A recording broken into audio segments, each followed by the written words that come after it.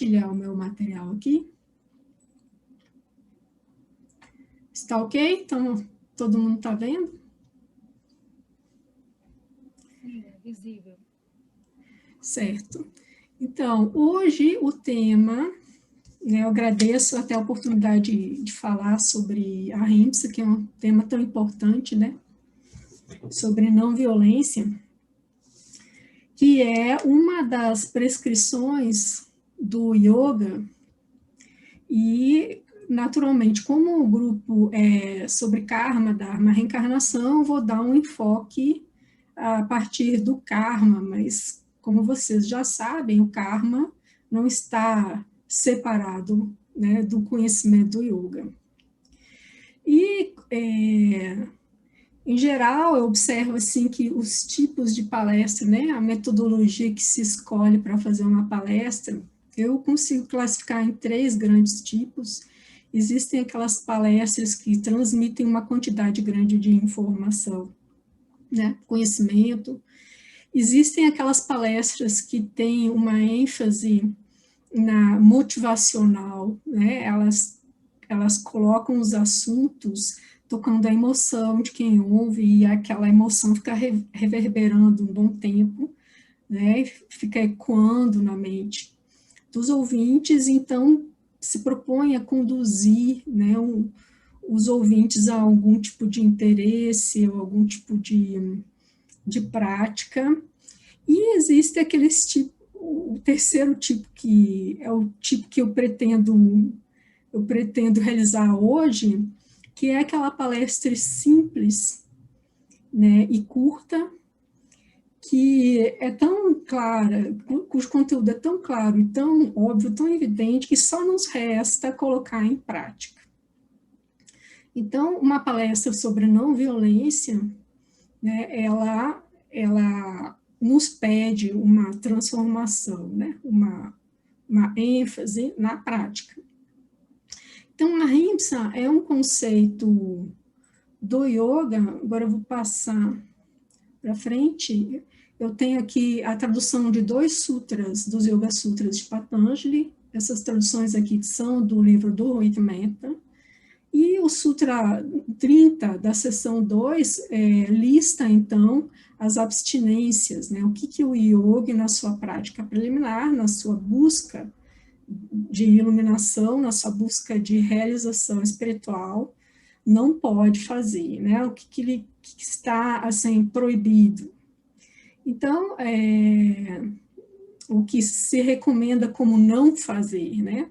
Então, o primeiro da lista é não violência, ou seja, o yogi não pode ser violento. Então, a palavra ahimsa significa não violência. Então, além da não violência, a não falsidade, o não roubar, a não indulgência e a não possessividade são as abstinências que devem ser seguidas pelo yogi. E o Sutra número 35 da seção 2, então, dá o conceito de ahimsa. Ele dá esse conceito, na verdade, de modo indireto. Ele explica o que é ahimsa pelo resultado, como é que se define, como é que se enxerga, como é que se percebe que não há violência no yoga. Então, ele diz que quando nos estabelecemos em ahimsa, não violência, não pode existir hostilidade ou ressentimento em suas cercanias. Então, a ausência de hostilidade e ressentimento nas cercanias ou no ambiente que cerca aquele yoga, aquele praticante, é um indicativo de que a verdadeira prática da não violência se consolidou.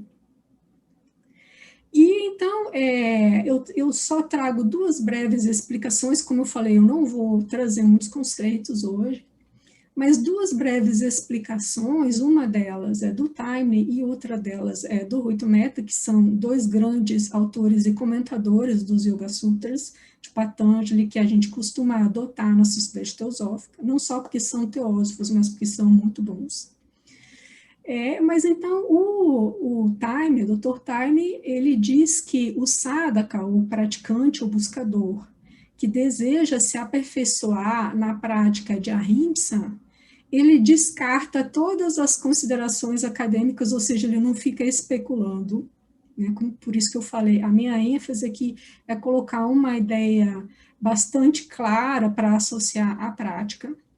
Ele descarta todas as considerações acadêmicas, mantém rigorosa vigilância sobre a sua mente, sobre suas emoções, suas palavras e seus atos, e começa a ajustá-los ao seu ideal. Ou seja, uma abstinência a ser seguida, né, na prática, tanto de palavras, quanto de atos, quanto de emoções, quanto de pensamentos.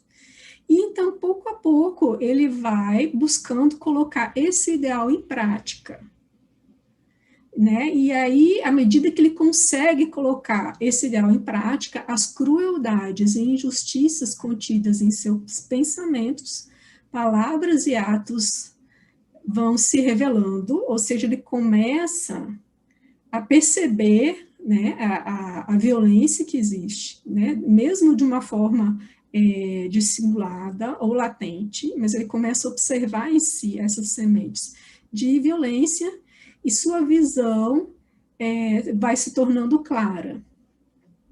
E assim, sob quaisquer circunstâncias, ou seja, em qualquer situação da vida, o modo de se conduzir corretamente será conhecido por intuição.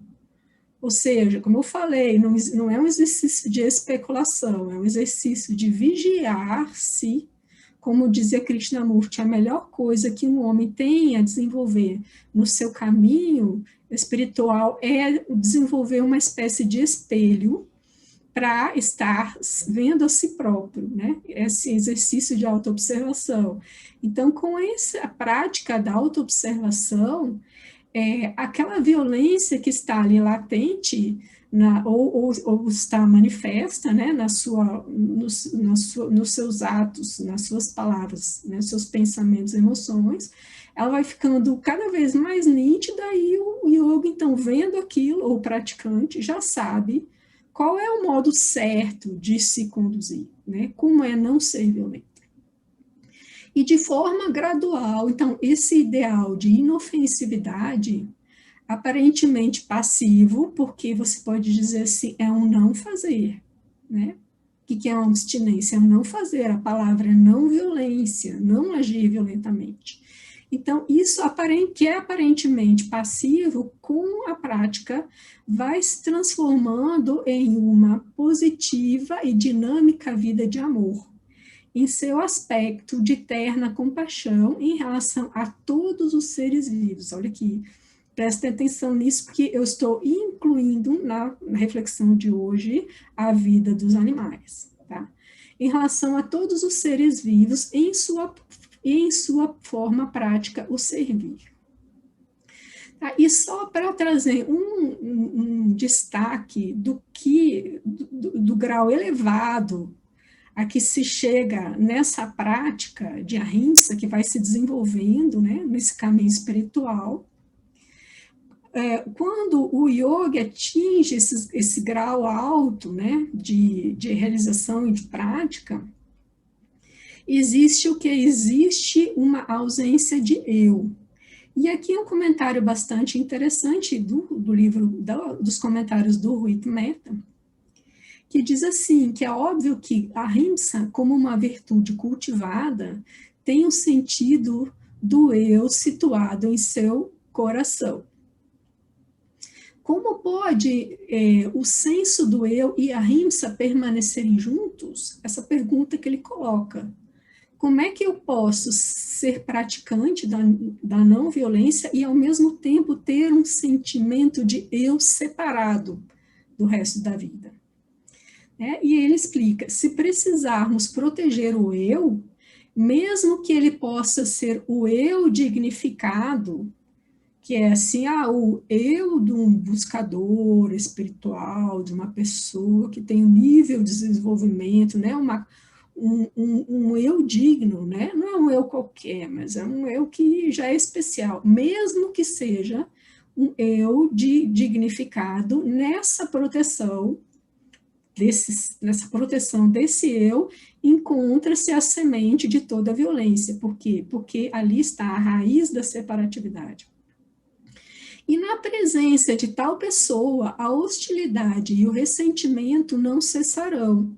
Olha, é interessante, como eu falei aqui, a descrição do Sutra 235, quando existe verdadeiramente a ahimsa, ou não violência, não existe hostilidade ou ressentimento nas cercanias daquela pessoa. E aí não foi por acaso que eu coloquei na foto de abertura dessa minha palestra, a foto, no slide de abertura, a foto de Ramana Maharishi, que foi um sábio, um iluminado, que bastante conhecido por ter essa realização, e ele é, assim, famoso por, né, suas qualidades espirituais, e também pelo fato de que os animais, até os animais ferozes, na sua presença ficavam calmos, ficavam dóceis. Isso é amplamente conhecido, que esse é um sinal de ahimsa, que na presença de qualquer yogi, qualquer pessoa que estiver nesse estado, qualquer fera selvagem, tigres e leões, ficam dóceis, porque tamanha é a vibração de paz e harmonia que é emanada daquela pessoa. Então, na presença de tal pessoa, a hostilidade e o ressentimento não cessarão, ou seja, não cessarão na presença de uma pessoa que ainda tem o senso do eu, por mais que esse senso do eu seja um eu dignificado, de um buscador espiritual, de alguém que está nascendo, ou de alguém que se julga bom, mas ainda existe essa semente dessa separatividade nessa pessoa. Então, quando a ahimsa é a expressão natural e espontânea, nascida da eliminação de todo o senso do eu, em sua presença não pode jamais existir hostilidade, ressentimento ou ódio. Tá? Então, aqui eu trouxe essa figura que eu gosto de usar normalmente para ilustrar a diferença entre consciência e mente, né, conforme a teoria teosófica que vocês já estão conhecendo, muitos já conheceram, outros estão chegando agora e vão se familiarizar aos poucos, mas o ser humano é um composto, né, por uma série de veículos. E nesse aglomerado de veículos, nessa combinação de veículos, né, a mente, então, ela é dita como um veículo da consciência. E esse veículo que é individualizado, que nós associamos ao nosso corpo físico como separados, né? Temos um corpo físico separado dos demais e temos uma mente separada. Mas na medida em que nós chegamos aos nossos princípios mais elevados ou mais internos, essa separação vai diminuindo ou se tornando mais tênue. Então nós temos como conhecimento teosófico a ideia de que existe uma consciência universal que anima todos os veículos, né, ainda que os veículos sejam separados, e esse autoconhecimento, então, como sendo um conhecimento que revela a consciência, nos torna cônscios da nossa unidade com toda a vida. Então, nós temos aqui uma figura, uma lâmpada, que essa lâmpada, então, eu represento ela como animada pela energia elétrica, que é comum a todas as lâmpadas, e essa energia é a consciência. Então, no momento em que o yogi chega a essa realização da consciência do seu eu interno, ele não consegue mais sentir um eu separado dos demais. Daí que vem essa realização de ahimsa, não violência, no sentido mais profundo, no sentido mais pleno, né? Mais verdadeiro.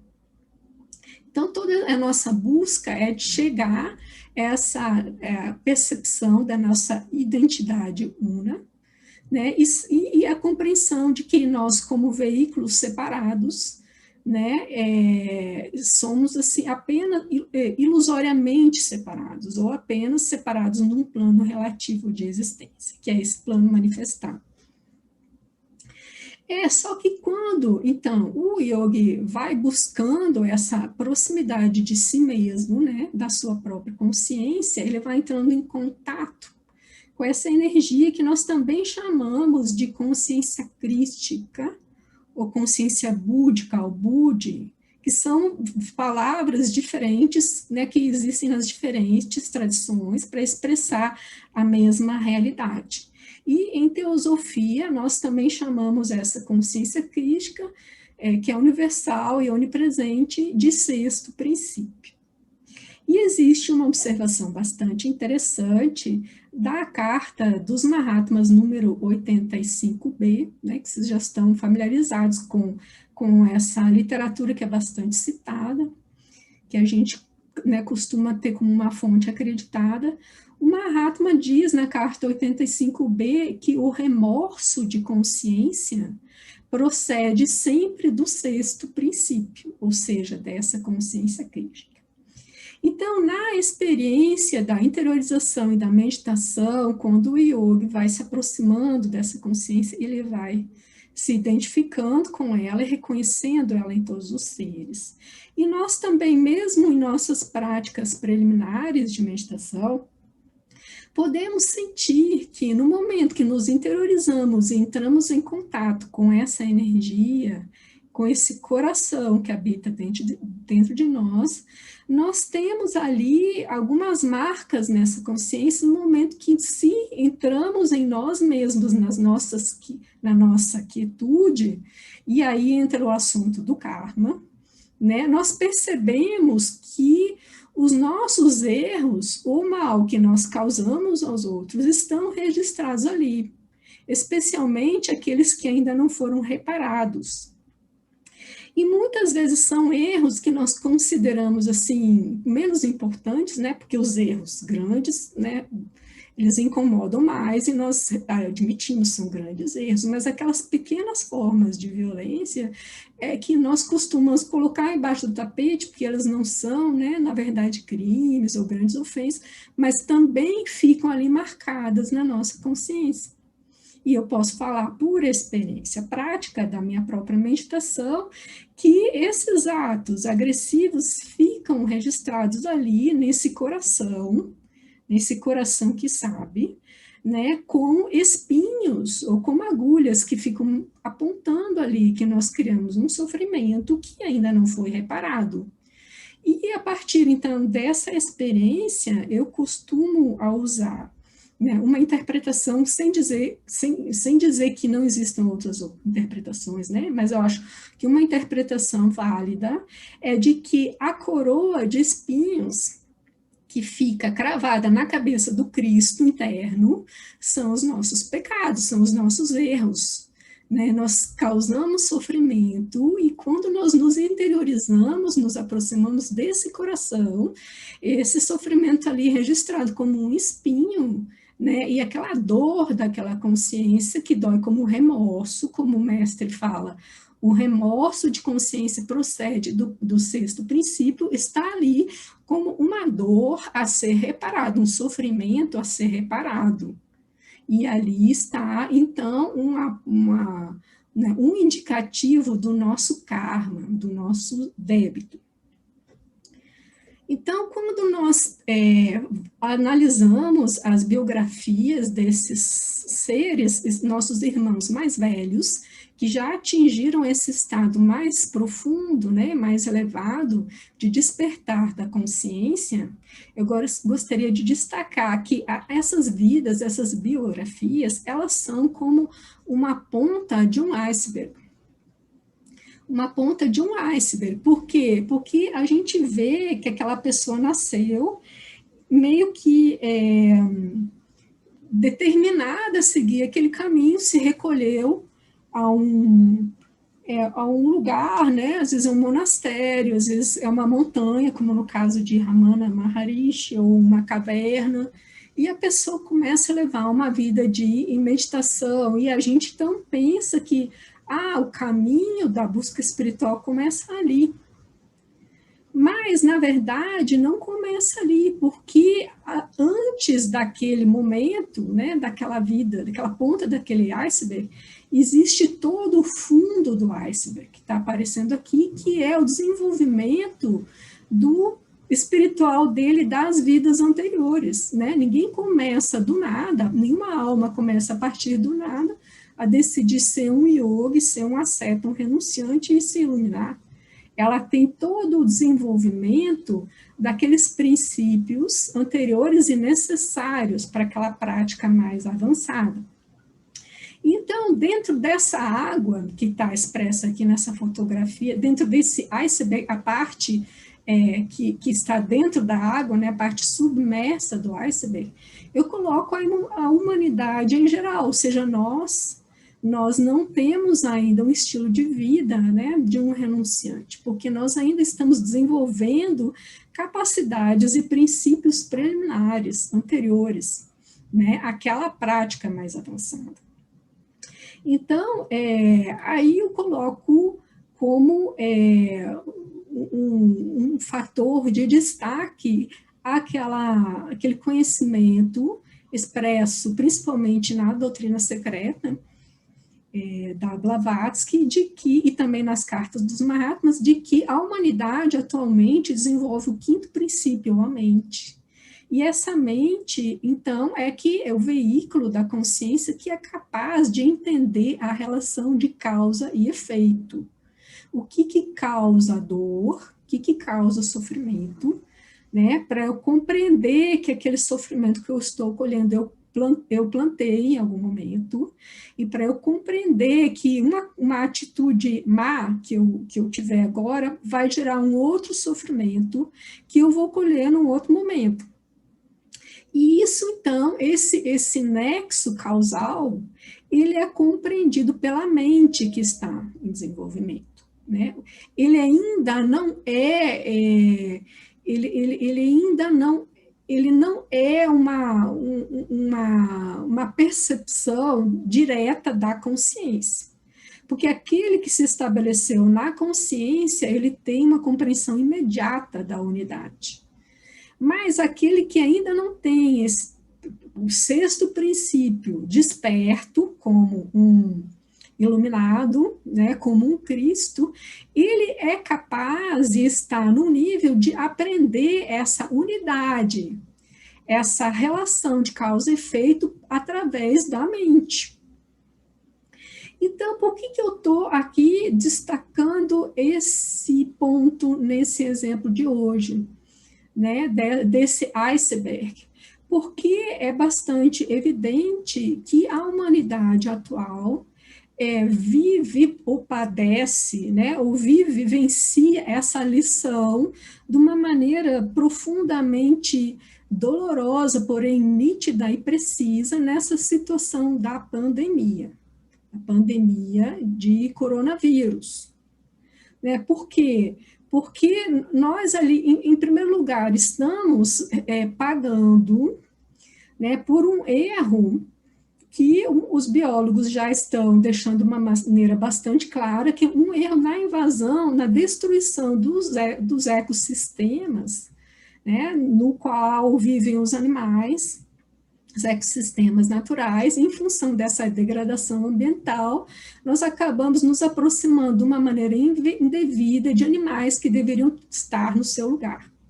Né? Então, em função disso, a gente não sabe ainda como e quando surgiu essa pandemia de coronavírus, né? E agora, além de estarmos pagando por um erro, né, dessa falta de desenvolvimento, da compreensão, da unidade, mesmo nesse entendimento precário que é da mente, ainda uma relação de causa e efeitos, nós ainda enfrentamos a situação do karma, né, a necessidade de compreender a unidade, a interdependência da vida na questão do enfrentamento da pandemia. Então, os próprios cientistas e as autoridades de saúde já deixaram bem claro, por exemplo, que nessa situação de vacinação não é suficiente que os países ricos tomem as vacinas, né, e as pessoas ricas, e os pobres não, porque, segundo eles, todos nós, está nitidamente, né, manifesto que todos nós estamos no mesmo barco. Né? E a cura e a proteção de cada um depende da proteção de todos. Então, nós temos que aprender nesse momento que, se nós não usamos máscaras, além de nós nos contaminarmos, nós ainda contaminamos os demais. E quanto mais pessoas se contaminam, mais vai haver mutações desse vírus. E ainda que as pessoas já estejam vacinadas, né, se elas não colaborarem, né, com impedir a circulação do vírus, né, só porque elas já estão vacinadas, daqui a pouco a própria vacina não vai mais ter eficácia nelas, porque quanto mais o vírus circula, mais ele consegue driblar os anticorpos que já existem. Então, nós estamos todos aqui nesse iceberg da parte de dentro da água, né, tendo que aprender pela via da mente, né, esse vínculo de interdependência. Agora, vocês veem, tá, nós queremos e nós admiramos essas experiências, né, de êxtase, de emancipação, de realização, mas nós esquecemos que a pessoa que chega lá, ela já aprendeu essa lição da interdependência via mente, tanto que ela é capaz de colocar em prática essas observâncias e abstinências. Então, se ele já está lá na ponta do iceberg, do lado de fora, significa que ele já internalizou essa outra parte, que nós ainda estamos com dificuldade de entender. Né? Nós vemos pessoas, eu não estou querendo, assim, parece até que eu tenho um apego a máscaras, que eu já citei esse exemplo em outras palavras, mas não é um apego pessoal, é porque é o exemplo do momento.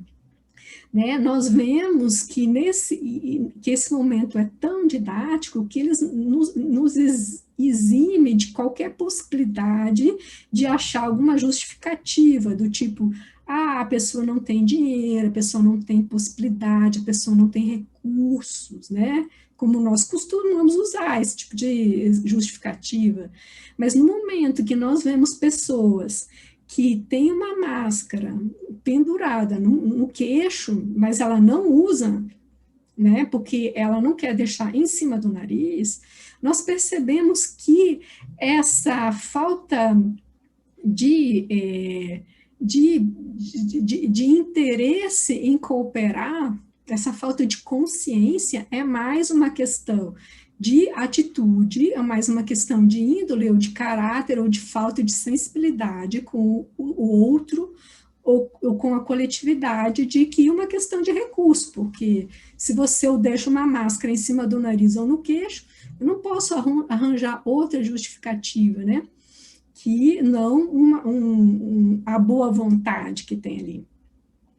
Então, nós temos esse triste exemplo que nos mostra de uma maneira, como eu falei no início, que seria a tônica da palestra, de uma maneira muito clara e simples, que existe apenas um chamamento à cooperação, de uma maneira simples e barata.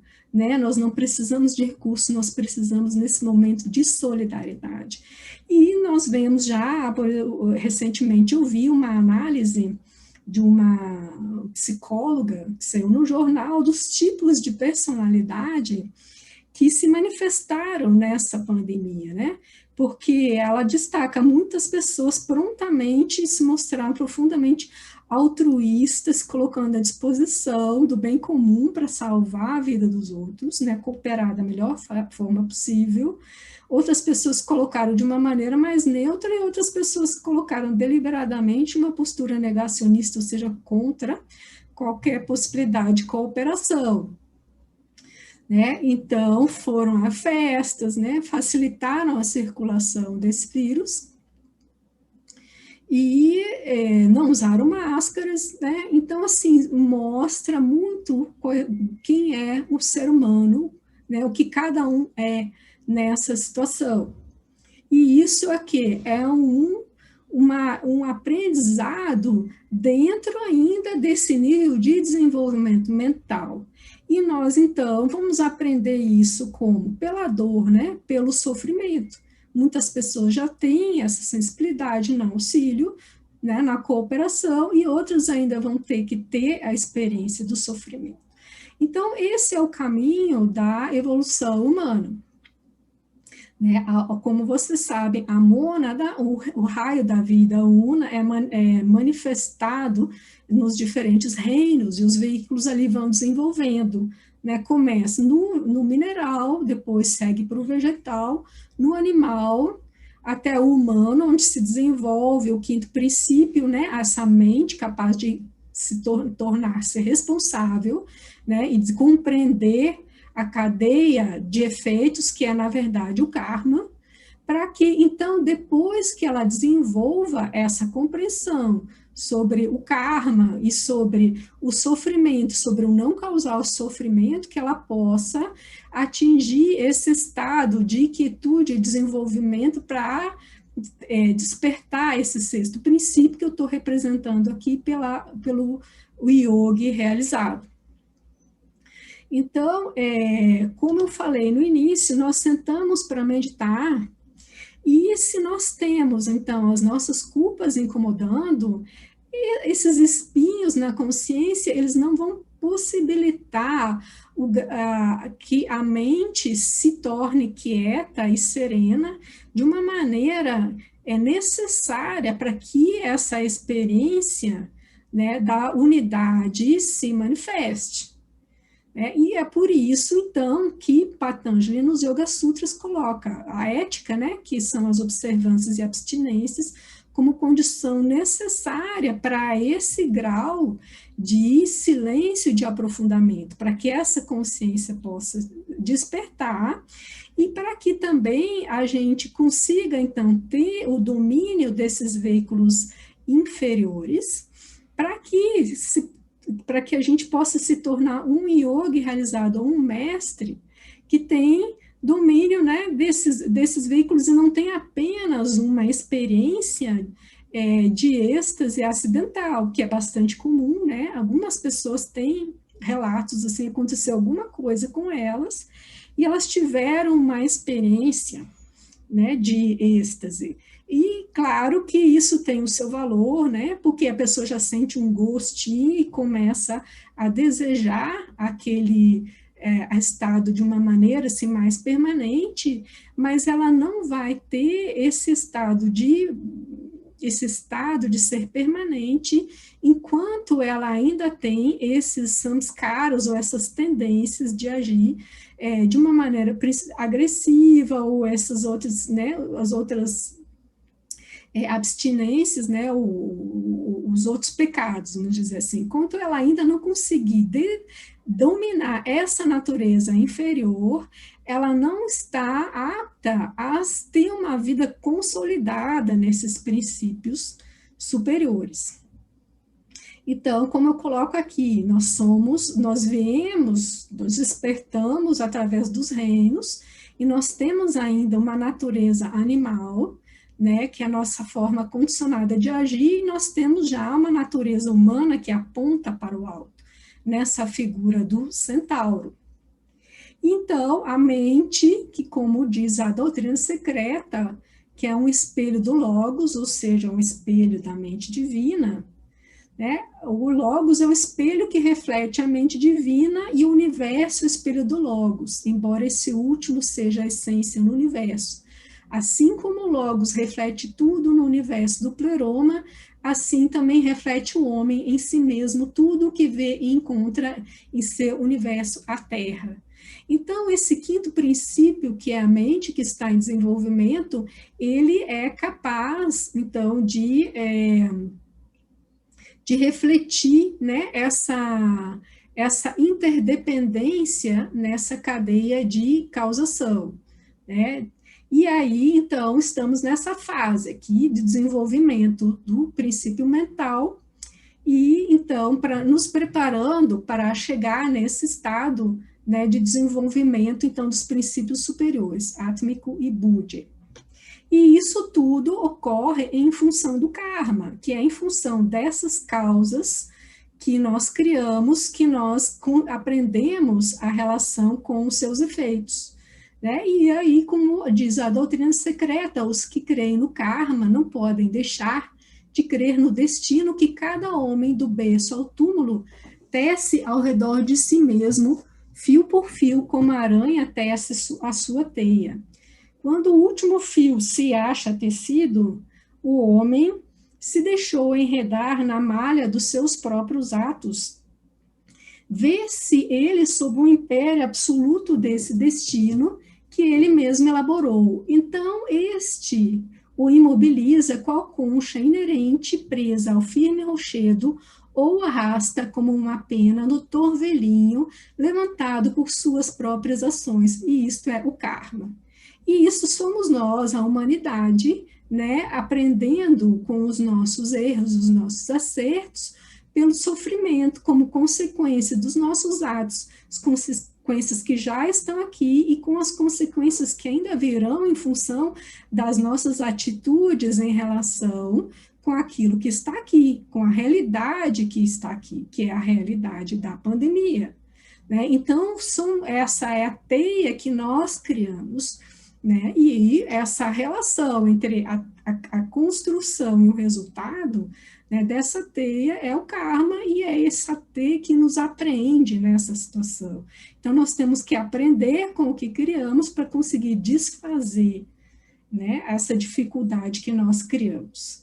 E isso não é naturalmente apenas feito de modo individual, daí que existe a ideia do karma coletivo. Como diz a Blavatsky, respondendo uma pergunta, devo então entender que a lei do karma não é necessariamente uma lei individual? Ela diz exatamente o que eu quero dizer. Seria impossível ao karma reajustar o equilíbrio de poder na vida e no progresso mundiais, a menos que ele tivesse uma linha de ação ampla e geral. É sustentado como uma verdade entre os teósofos que a interdependência da humanidade é a causa daquilo que é chamado karma distributivo, sendo essa lei que proporciona a solução para o grande problema do sofrimento coletivo e de seu alívio.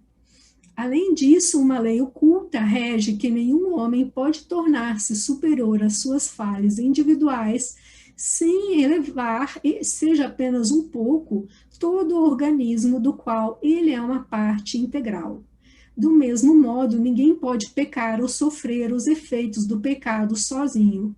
Na realidade, não há algo tal como separatividade, e a maior aproximação a esse estado egoísta que as leis da vida permitem está na intenção ou motivo. Então, as consequências também ensinam sobre nós como coletividade, como estamos agindo. Então, a pergunta é quando eu sobre em que nível de desenvolvimento espiritual eu estou, até que ponto a consciência está desperta em mim, né? Eu ainda não tenho a condição de avaliar como um caso de um yogi que consegue acalmar as feras, né? Mas eu já posso ver nas atitudes das pessoas em relação aos outros. Por exemplo, se eu estou dirigindo no trânsito, como eu dirijo? Eu dirijo pensando apenas em mim, porque eu tenho pressa e eu quero passar rápido, e eu quero ultrapassar porque eu tenho pressa, ou eu estou pensando com uma clareza de consciência maior. Então, vejam bem o exemplo que eu coloquei aqui, a consciência transcende o veículo, porque ela é universal. Então, se a consciência é energia elétrica, ela não é apenas daquela lâmpada. Então, ela mostra o todo. Então, se eu sou um motorista consciente, eu estou ali dirigindo, não apenas pensando na minha pressa, eu estou pensando no bem de todos. Por quê? Justamente porque eu tenho consciência que a luz que ilumina o todo, ela não se restringe àquela parte, né? Então, isso tudo em função do meu raciocínio, do meu entendimento, né? Do desenvolvimento da minha mente. que vai criar ou não aqueles espinhos que vão ficar cravados ali na consciência, ou então vai abrir aquele caminho de realização do amor e da unidade. Outro exemplo, eu estou andando na rua e vejo um caco de vidro, puxa, quase pisei em cima do caco de vidro. Como é que eu faço? Eu sigo em frente, pensando, puxa, ainda bem que eu não pisei no caco de vidro, ou eu tiro o caco de vidro dali, pensando que a próxima pessoa que passar pode pisar no caco de vidro e se ferir, né? Pode ser uma criança, pode ser um idoso, ou outra pessoa qualquer. Então, se eu penso que tem outra pessoa que pode sofrer com aquilo, eu estou, né? O meu pensamento já está imbuído daquela energia da consciência. E aí existe esse ato de lembrar dos outros, né, dos demais. E é exatamente uma fala que me chamou muita atenção, aliás, eu tenho muita admiração pelo Papa Francisco, e ele falou, então, uma declaração no dia 4 de fevereiro, e eu trouxe aqui um trecho da matéria do jornal, ele falou sobre isso no Dia Internacional da Fraternidade Universal, e ele falou sobre isso exatamente que eu estou destacando aqui, sobre não ignorar o outro, e ele falou isso como perfeitamente adequado ao contexto da pandemia, que nós só vamos vencer essa pandemia se nós não ignorarmos o outro, não ignorarmos a coletividade. Então, a matéria dizia assim, o Papa Francisco lançou nesta quinta-feira, dia 4, uma mensagem ao mundo a favor da fraternidade, alertando que é a nova fronteira da humanidade. E o Papa disse, ou somos irmãos ou nos destruímos mutuamente. E é bem isso. Ou nós somos irmãos nessa pandemia, ou nós vamos acabar morrendo, sim, uma parte da humanidade vai morrer, né? Isso aqui, a gente sabe que o planeta não vai deixar de existir, já teve dinossauros, né? E nós, como somos hoje, não estávamos aqui, mas a humanidade em si pode ser gravemente prejudicada, né? E não só em termos assim de sanitários, né, de morte por doença, mas também econômicos. Então, ou nós vamos cooperar, ou então nós vamos nos destruir, como ele disse. E aí ele fala, chama a atenção que para isso basta o desprezo, ou seja, basta fazer de conta que o problema não existe, ou que o outro que está ali do meu lado não existe. Então, a matéria prossegue, durante a celebração destinada a promover o diálogo interreligioso e intercultural, o Papa lembrou que não é preciso uma guerra para fazer inimigos.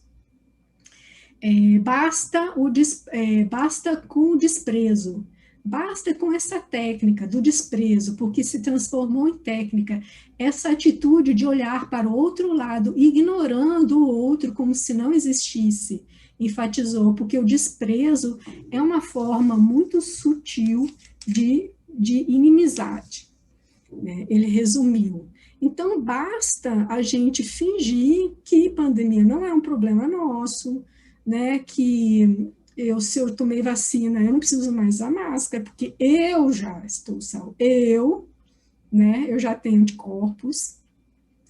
E se eu estou dirigindo no trânsito, se eu me salvar, tudo bem. Se os outros se acidentarem, né? Eu nem percebo isso, né? Então, se eu vejo, né, que eu estou andando na rua e tem um caco de vidro que eu quase pisei e eu nem penso que outra pessoa pode pisar naquele caco de vidro, é porque eu ainda estou olhando para o outro lado, como disse o Papa Francisco, né? Só que agora não tem mais como, né? Porque ou todos nós vamos ser vacinados, ou todos nós vamos inibir a circulação do vírus, ou todos nós, né, estamos vulneráveis a esse vírus, mesmo aqueles que já se tornaram, já adquiriram anticorpos. Então, essa é a lição, né, que o quinto princípio, a mente da humanidade está aprendendo, né, ainda nessa parte submersa do iceberg. Né? Então, voltando aqui para a foto de Ramana Maharishi, né, a Ahimsa, não violência, a ponto de tornar dóceis as feras ou os animais selvagens, né? Nós entramos, então, na questão, assim, da relação do homem com os animais. Eu perguntei recentemente para um especialista que me confirmou que atualmente na biologia não se pensa mais que o homem faz parte da cadeia alimentar dos animais. Não faz parte, mas por que nós ainda precisamos do consumo de animais, né? Porque precisamos consumir carne, e esse consumo faz, então, ter que ampliar os espaços, né, utilizados para agropecuária, então diminuir as reservas florestais, diminuir os ecossistemas, né, facilitam a proliferação de vírus, que eles anunciaram que existe um grande risco ainda de outros, né, desenvolver outras epidemias, né, em função dessa proximidade com a vida selvagem, né, e como eu já vi muitas pessoas dizendo, citando como argumento, mas por que os homens não podem comer os animais, se os próprios animais comem os animais, né? Então não tem mal nenhum, porque na própria natureza os tigres comem, né, os cordeiros, enfim, os outros bichos, então o homem seria mais um. E aí eu achei uma explicação aqui da Carta dos Mahatmas, que ele diz que, na verdade, dentro do desenvolvimento da vida animal, que, aliás, ele diz em outro momento, que não nessa carta aqui, que os animais existem para os seus próprios propósitos, né, como eu mostrei naquela figura, quando a onda de vida atravessa a evolução nos diferentes reinos, o animal está com seus princípios sendo desenvolvidos, né, então os animais existem para eles mesmos. E aí o Mahatma fala, nesse trecho da carta que eu cito aqui, que a natureza é destituída de bondade ou maldade. Ela segue apenas leis imutáveis quando dá a vida e alegria ou manda sofrimento e morte, destruindo o que havia criado. A natureza tem um antídoto para cada veneno e suas leis possuem uma recompensa para cada sofrimento. A borboleta devorada pelo pássaro se torna aquele pássaro. Olha, isso é interessante, isso não acontece quando o homem consome o animal, né? Quando o homem consome o animal, ele está fora dessas leis de compensação. Mas a borboleta devorada pelo pássaro se torna aquele pássaro, e o pequeno pássaro morto por um animal alcança uma forma mais elevada. Essa é a lei cega da necessidade e da eterna adequação das coisas, e, portanto, não pode ser considerada um mal na natureza. O verdadeiro mal surge da inteligência humana, e sua origem está no homem que raciocina e se dissocia da natureza, ou seja, quando o homem passa a alterar, a desrespeitar as leis naturais. Aí surge o desequilíbrio, a desarmonia e a doença. Só a humanidade, portanto, é a verdadeira fonte do mal. O mal é exagero do bem, produto do egoísmo e da ganância humana, ou seja, a pessoa quer mais e mais para si. Aí surge o mal. Pense profundamente e descobrirá que, com exceção da morte, que não é o mal, mas uma lei necessária de acidentes que sempre terão suas recompensas em uma vida futura, a origem de cada mal, seja pequeno ou grande, está na ação humana, no homem cuja inteligência faz dele o único agente livre da natureza. Não é a natureza que cria doenças, mas o homem. Então, do que se extrai aqui? Que essa pandemia que a gente vive não foi criada pela natureza, foi criada pela interferência humana na natureza. E isso que nós estamos vivenciando, então, é o karma. O karma pelo quê? Pela violência, né? Nós precisamos, então, praticar a não violência e cessar, então, de agredir a natureza, de agredir o meio ambiente, de agredir os animais para não termos doenças.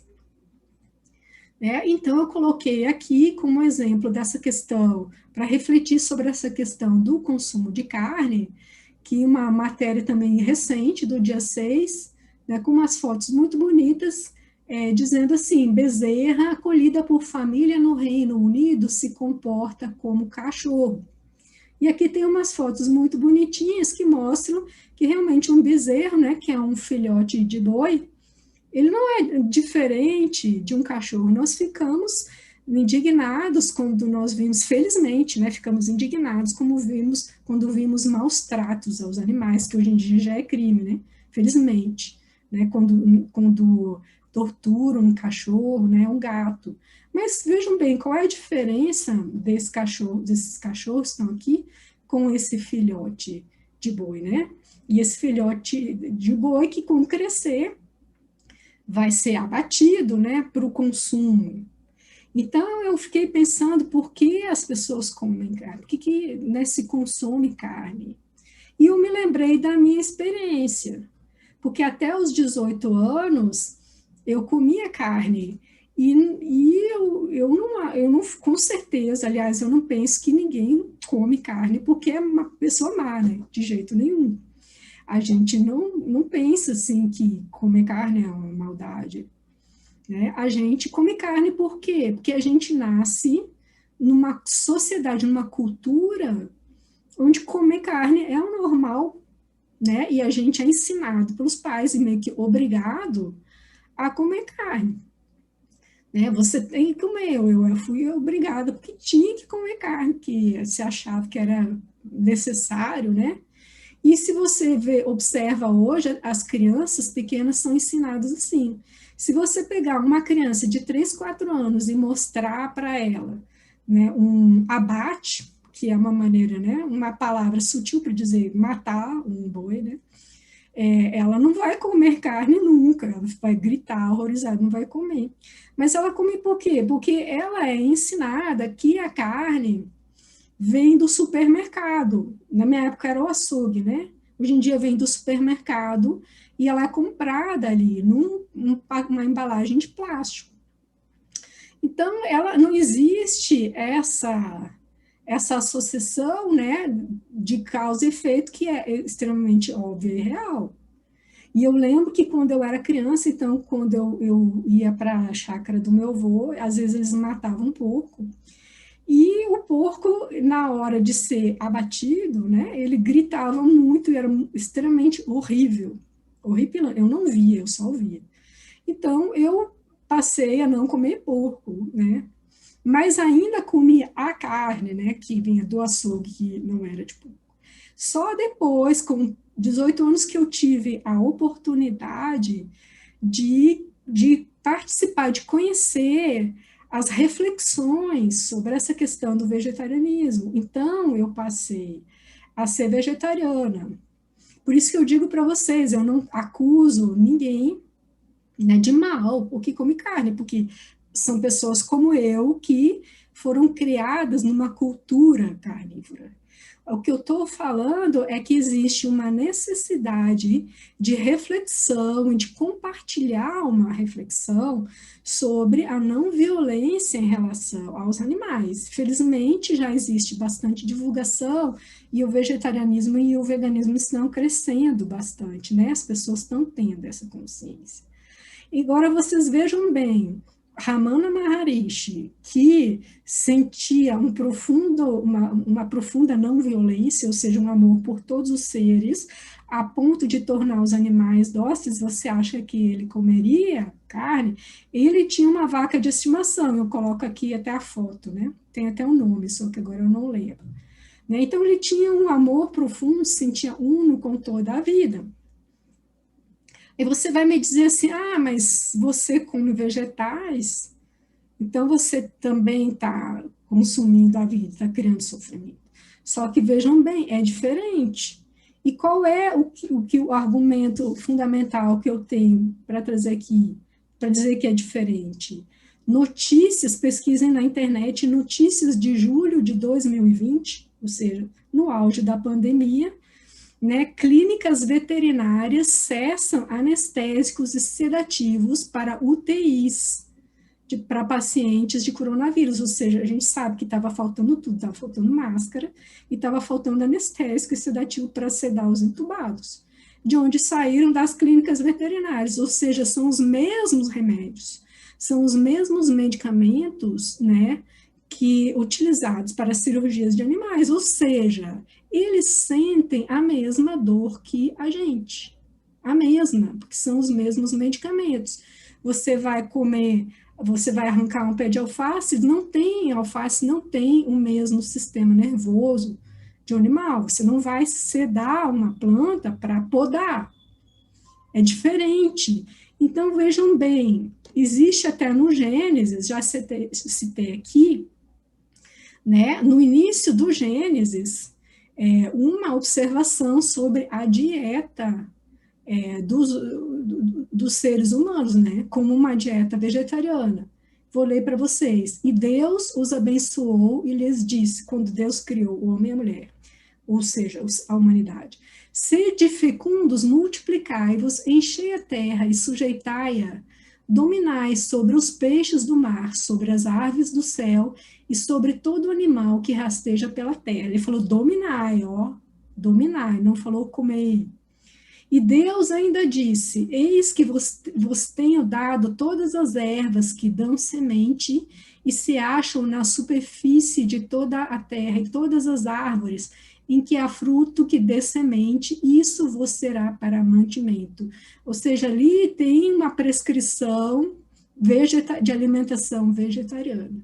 Não está ali no Gênesis, né, a ideia no planejamento do mundo de que o homem coma carne. E isso é perfeitamente compatível com o que disse o mestre, né, o Mahatma da teosofia. Os animais existem para os seus próprios propósitos e não para consumo humano. Então, eu coloco aqui a necessidade de refletir sobre a Ahimsa, ou sobre a não violência, dessa maneira simples, né, não acadêmica, mas principalmente observando, né, as nossas ações que causam sofrimento, né, e que vão voltar para nós, que vão ficar lá registrados como espinhos na nossa consciência, e que vão retornar, cujo sofrimento, né, gerado por nós retorna para nós, principalmente de forma coletiva, que é o momento que nós enfrentamos. Agora, tudo isso, todo esse processo de sofrimento, ele fica caracterizado, né, na descrição da evolução, do processo evolutivo humano na teosofia, como um caminho de despertar, né, como essa dor que, infelizmente, nós temos assim como um recurso principal de aprendizado, mas que pode ser substituído pela sabedoria. A proposta da divulgação da sabedoria é substituir a sabedoria pela dor, né? A gente pode aprender pela sabedoria sem sofrer, né? Sem colher o sofrimento, mas, em geral, todo o processo da evolução da humanidade é sentir a dor para parar, para compreender de onde vem a dor e parar de produzi-la. E isso, então, num livro que eu acho muito bonito, chamado Despertai, Filhos da Luz, eu trouxe um trecho aqui, que ele é de dois místicos anônimos, né, que na verdade dois mestres. Ele fala, então, que o Cristo interno, ou seja, esse sexto princípio que recebe aqueles espinhos que eu falei, né, ele se desenvolve, porque ele vai acordando com aqueles espinhos. Então, com essa dor, ele gera o quê? O arrependimento e a conversão, né? É através do arrependimento que a pessoa aprende, então, e muda a sua atitude. Então, vou ler um pedaço desse livro, que é muito bonito, sobre o Cristo interno. É ele quem dirige o coração de todos os seres humanos, seja o que forem. Ou seja, a consciência, né? É do fundo do coração, todas as ações podem ser reguladas por ele, objeto do amor de todo mundo. Senti ou dentro de vós mesmos, pensai nele, não como estando unicamente em vós, mas também nos outros, como o grande ser manifestado em tudo que existe e vive. Despertai-o dentro de vós, tornando-vos uma expressão cada vez mais completa dele, e suprimir de vós tudo que não seja ele. Concorrei para fazê-lo despertar nos outros, pois achando eco no coração deles, a todos beneficiará com a sua presença. Mas, aqui como eu grifo, né, é pelo sofrimento que ele se desenvolve, não o esqueçais. E ainda, então, para complementar aqui, encerrar essa reflexão de hoje, né, eu coloco aqui um trecho do texto A Voz do Silêncio, de Helena Blavatsky, também, que é um trecho que descreve a senda que leva ao Bodhisattva, que também pode ser chamado de Buda ou de Cristo, né, a senda que leva ao despertar dessa consciência crística que vive na unidade, né? E o texto diz assim: não podes percorrer a senda enquanto não te tornares a própria senda. Que a tua alma dê ouvidos a todo um grito de dor, como a flor de lótus abra o seu coração para sorver o sol matutino. Não deixes que o sol feroz seque uma única lágrima de dor, antes que a tenhas tu mesmo enxugado dos olhos de quem sofre. Que cada ardente lágrima humana goteje no teu coração e aí fique. Nem nunca seques enquanto não for retirada a dor que a causou. Estas lágrimas, ó tu de coração tão compassivo, são os rios que irrigam os campos da caridade imortal. É neste solo que cresce a flor da meia-noite do Buda, mais difícil de se achar, mais rara de se ver, do que a flor da árvore vogai. É a semente que liberta do renascer. Ela isola o arhat tanto da contenda quanto da luxúria, levando através dos campos da existência para a paz e a bem-aventurança, só conhecidas na terra do silêncio e do não ser. Então, aqui eu encerro a apresentação, agradeço, né, a presença e a paciência de vocês, e deixo a reflexão aberta para perguntas e troca de ideias. Muito obrigada. Obrigado, Cristiane. Sempre bastante, ainda que você tenha dito não será acadêmica, sempre muito didática, nos trazendo pontos de vista bastante esclarecedores e pontuais, e eventualmente nos chamando a uma possível corresponsabilidade por aquilo no qual nós nos encontramos envolvidos, e com a possibilidade, talvez, de reconstruir ou construir um mundo melhor, aonde também estamos inseridos.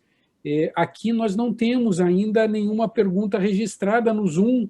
Pergunto para Sandra se tivemos algum questionamento no YouTube. E, de qualquer modo, deixo a palavra para os participantes. Otávio, né? consegue me ouvir? Sim, estou ouvindo. Consegue me ouvir? Estou ouvindo bem. Eu passei a maior parte do tempo com dificuldade no acesso ao YouTube, e agora que eu consegui verificar o chat, e não houve ainda nenhuma pergunta. Mas eu gostaria de fazer uma para a Cristiane, é possível? Claro. Claro. Tá. Cris, quando você trouxe o ponto sobre a consciência, ela era retomada o tempo todo, né? Então, eu observei que, pelo menos percebi que essa questão de viver em harmonia, ou seja, tratar em ahimsa, ela também tem níveis de percepção através da consciência, que já existe, até uma coisa que ultimamente eu tenho refletido muito. Você já é o ser em potencial consigo, né? Você já é o ser de luz, o eu superior está no coração. A nossa questão é a percepção disso, me dá a dizer, então, que também a consciência, à medida que se eleva, essa expressão do ser e da consciência total de não violência. Passa por isso também? É um processo de passo a passo? Sim, é um processo que acompanha o despertar, né? O desenvolvimento, porque a consciência é onipresente, ela está em tudo, né? Mas na medida em que ela desperta, ela vai despertando gradualmente, vai despertando passo a passo. E por isso que eu dei a ênfase hoje àquela parte submersa do iceberg, que é a parte que é o princípio que nós estamos desenvolvendo, ainda nós estamos desenvolvendo a mente e a responsabilidade. Né? Então, ainda que nós não temos esse sexto princípio, né, a consciência crística ainda acordada, apesar de ele já estar dentro de nós, né, nós estamos nesse processo gradual de desenvolvimento dos princípios. Saímos do reino animal com o quarto princípio desenvolvido, que é a capacidade de ter desejos, né, e desenvolvemos, então, a mente e a responsabilidade na fase atual da humanidade. Agora, ainda que nós não tenhamos esse princípio ainda acabado, desenvolvido pronto, né, e ainda não estamos na fase de despertar do sexto que já existe dentro de nós, tanto que nós somos capazes de sentir arrependimento, remorso e amor, né, mas nós não temos ele ainda desabrochado de forma plena. Nós ainda precisamos desenvolver nós ainda acessamos esse sexto princípio, né, essa compaixão pela via do quinto, ou da mente. Então, essa compreensão da nossa capacidade de causar sofrimento, ou então de evitar sofrimento, que está conectado, né, com esse coração que está ali, o sexto princípio, que acusa toda vez que nós causamos um mal, nós temos remorso, nós temos aquela ferroadinha do sexto princípio, mas nós estamos ainda compreendendo isso pela via da mente, né? Então, esse desenvolvimento mental, ele tem que se dar em cooperação com esse coração que está latente dentro de nós e que um dia vai desabrochar de uma maneira plena como num santo.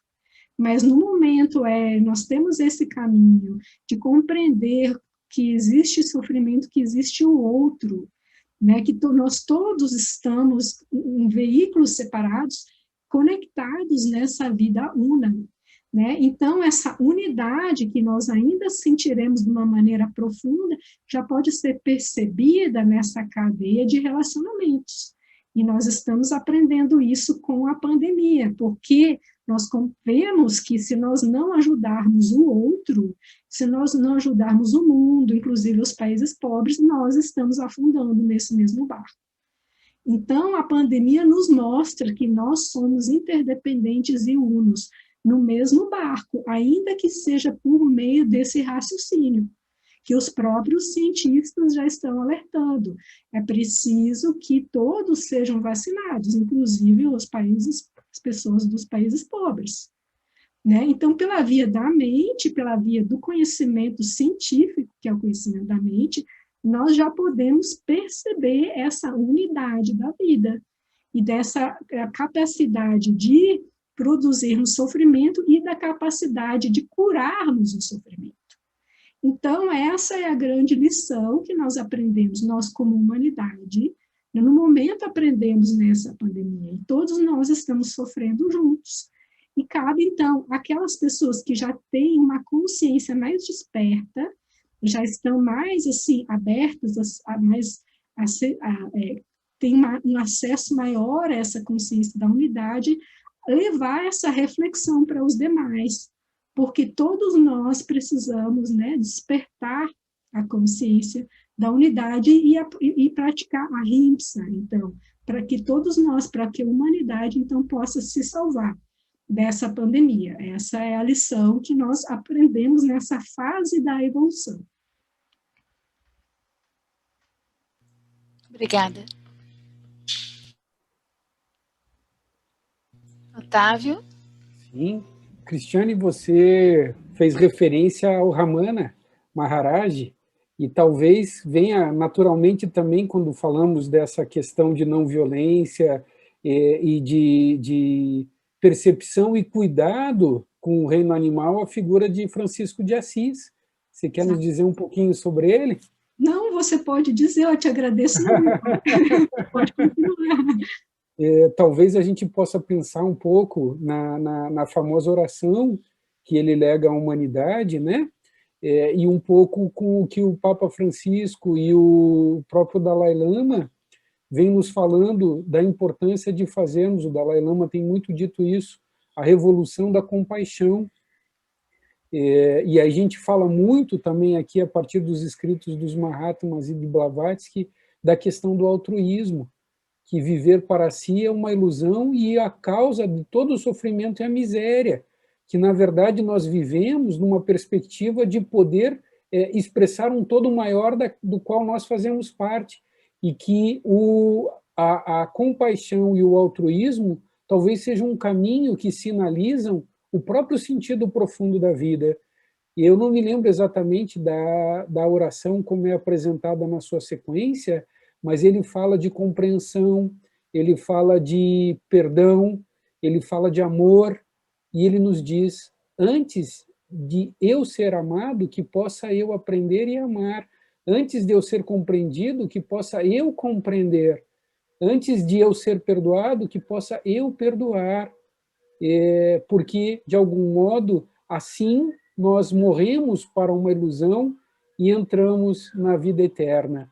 Parece que a pandemia que nos coloca numa situação caótica e que nos coloca numa percepção de uma corresponsabilidade do todo no qual nós estamos inseridos, mais do que isso nos abre, quiçá, uma oportunidade para transformar os ensinamentos que nos chegaram numa vivência efetiva e plena, especialmente, como você disse, em benefício dos outros que talvez ainda não tenham um despertar perceptivo no que diz respeito a essa corresponsabilidade.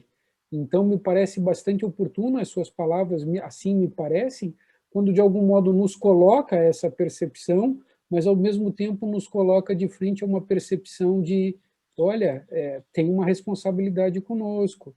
Você nos colocou um pouco da sua experiência de juventude, infância, e de repente o percebimento do vegetarianismo e da importância disso, no que diz respeito à minha caminhada. Num dado momento, pego um texto que fala do sofrimento dos animais, que fala da interdependência, que fala da unidade da vida, que fala de uma corresponsabilidade, e num primeiro momento eu olhei aquilo e pensei assim, meu Deus do céu, por que eu fui ler uma coisa dessa? Agora que viu, está contigo, e o que você faz? Tem um chamado, né? Como é que a gente lida com esse chamado num mundo que é tão competitivo? Dá para a gente viver realmente com harmonia no meio da competição do mundo? Só para complementar, a oração começa assim, Senhor, fazei de mim um instrumento de vossa paz, né? Aí onde há ódio que eu leve amor, onde há trevas que eu leve a luz, coisas assim. Mas eu achei que você ia destacar, então eu apenas complemento que Francisco de Assis é o santo protetor dos animais, né? É justamente isso, né? A versão cristã de um Ramana Maharishi, um outro yogi que é irmão dos animais, né? Então, e como eles são seres sencientes, eles têm essa dor, né? Eles sofrem, eles sabem que eles vão morrer, eles gritam. Uma pessoa até já me utilizou como argumento, não, mas hoje em dia existem métodos rápidos, né, de abate. Então, o animal ele é abatido de uma maneira rápida, mas sabe, se fosse você se conformaria em ser abatido de uma maneira rápida, né? Eu imagino que não, e nem mesmo o seu cachorro, né? Você se conformaria? Eu imagino que não. Então, se nós temos essa sensibilidade, essa compaixão, né, pelos animais que são próximos, que por nossa cultura são animais de estimação, por que nós não temos capacidade de estender essa compreensão e compaixão aos outros animais que têm o mesmo sistema nervoso, né? Então, assim, fica essa reflexão também dentro da pandemia, tendo em vista a questão, né, do meio ambiente e do respeito aos ecossistemas, né, a vida natural e a vida animal, né, como uma necessidade. Os animais têm, né, segundo a teosofia, são eles são um processo evolutivo, uma fase do processo evolutivo da onda de vida, né? Então, eles existem para evoluírem como nós, né? Então, essa sensibilidade à dor que eles têm precisa ser respeitada. Então, cabe a gente refletir e modificar os nossos costumes, que são simplesmente hábitos, né? São apenas hábitos. Quando eu era criança, também se vendia toca-disco, né, vitrola, hoje em dia não se vende mais. Por quê? Porque existem outros equipamentos. Então, tudo na vida vai evoluindo e sendo substituído, né? Então, cabe agora, mais do que nunca, refletir sobre essa substituição nos nossos hábitos alimentares, para que a nossa alimentação seja, ao mesmo tempo, mais saudável e, ao mesmo tempo, assim, não agressiva com os outros reinos que têm essa sensibilidade fisiológica à dor, como nós temos. Sandra, parece que tem uma questão que surgiu aí no YouTube, é isso? Sim, eu passei para você uma questão do YouTube, e na sequência aqui, depois que eu compartilhei a oração de São Francisco para todo mundo, Jacó fez uma outra pergunta. Eu vou fazer a pergunta que veio lá do YouTube, do Flávio Soares. Ele pergunta assim: a paz só pode ser encontrada no silêncio? É por isso que Ramana não falava? E aí eu vou emendar com Jacó, para ver se, de repente, essa mistura dá certo. Francisco de Assis enxergava o aspecto espiritual de todos os seres, e certamente não há diferença entre a energia do nosso espírito em relação à energia que tudo existe. Isso pode ter o motivado nessa visão da unidade da vida? Sim, é exatamente essa mesma experiência que é alcançada por todos os buscadores, né? Essa mesma vivência interna, esse autodescobrimento de ser a consciência una, que motiva, né, essa forma de viver. E isso é tanto em São Francisco de Assis, como em outros santos, como em Ramana Maharishi, Vivekananda, enfim, todos eles, né? E será a nossa, né? No momento oportuno será a nossa experiência. Só que enquanto a gente ainda está desenvolvendo essa parte de dentro do iceberg, né? Parte submersa, né? A gente ainda está compreendendo as coisas pela via da mente, né? Que é o veículo do conhecimento no mundo manifestado, mas nós também chegaremos lá. Em relação à outra pergunta, se é possível, se é necessário só o silêncio, né, para haver paz, isso é respondido no Yoga Sutras de Patanjali, no sutra que diz que existe um silêncio, um percebimento do silêncio em meio ao ruído. Em meio ao ruído, que é quando nós conseguimos, então, nos conectar com essa a nossa natureza mais profunda, né, que é desse nível da vida imanifestado, nós permanecemos nesse mundo, né, nós, eu digo assim, esse ser desperto, né, iluminado, ele permanece nesse mundo, no mundo de ruído, né, no mundo de manifestação, no mundo de diferenciação, de aparente separatividade, ele permanece em contato com aquele silêncio interior. Então, existe esse silêncio em meio ao ruído. Mas, no momento em que nós ainda não alcançamos nós ainda não construímos esse elo com essa parte nossa mais profunda, né, um elo permanente, né, um canal, nós ainda não abrimos esse canal, nós precisamos de um silêncio externo relativo até certo ponto para conseguir adentrar essas camadas mais profundas da mente e da consciência. Então, nós precisamos de momentos de silêncio externo, mas por isso que esses yogis, eles se retiram por um tempo, né? Mas, como eu falei, é uma ponta de um iceberg.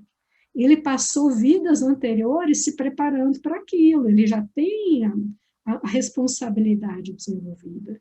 Então, ele vai passar por uma fase de interiorização profunda, onde precisa do silêncio externo, mas no momento que ele encontra e ele abre aquele canal permanece estável, mesmo em meio ao ruído externo. Então, ele é um homem perfeito, um homem completo, um homem amadurecido, que desenvolveu todos os seus princípios, e esse é o caminho de todos nós, né? Todos nós temos esses princípios em potência, e o nosso processo evolutivo é simplesmente de desenvolver, despertar e amalgamar todos esses princípios. Mas nós somos, em potência, nós temos assim, a mesma espiritualidade que aqueles que a têm de modo desperto. Obrigado, Cristiane. Tem uma solicitação também aqui no chat do Zoom, quanto ao livro que você possivelmente fez referência durante a sua exposição, uma indicação do livro e da editora. Agora, como eu citei alguns livros, não sei qual livro se refere, então eu vou lembrar de cada um. Um deles é A Ciência do Yoga, da editora Teosófica, traduzido e comentado pelo Time. Outro se chama Yoga, a Arte da Realização, também da editora Teosófica, traduzido e comentado pelo Rohit Mehta. E também citei um trecho da Voz do Silêncio, que é um livrinho pequeno, também da editora Teosófica, que foi escrito pela Helena Blavatsky. A Voz do Silêncio, um livrinho de bolso, que é também baratinho e imperdível, eu acho. E um outro trecho que eu citei é um livro que você encontra na internet, que se chama Despertai, Filhos da Luz. Se você entrar no Google e escrever Despertai, Filhos da Luz, eu creio que você encontra ainda hoje esse livro, que é também um livro muito bonito, inspirado, né, sobre espiritualidade, de preceitos e orientações.